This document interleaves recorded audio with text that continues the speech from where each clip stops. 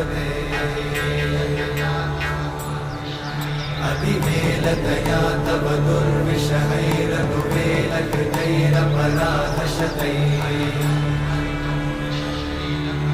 हरितं त्वरितं वृषशैलपते वरया कृपया परिपाहि हरे अधिवेङ्कटशैलमुदारमते जनताभिमताधिकदानरता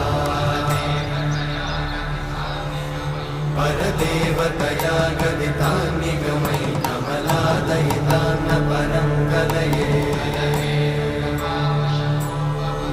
कलवेणुरमावशगोपवधूषणकोटिवृतात् स्मरकोटिसमा प्रतिवल्लविकाभिमतात् सुखदात् वसुदेव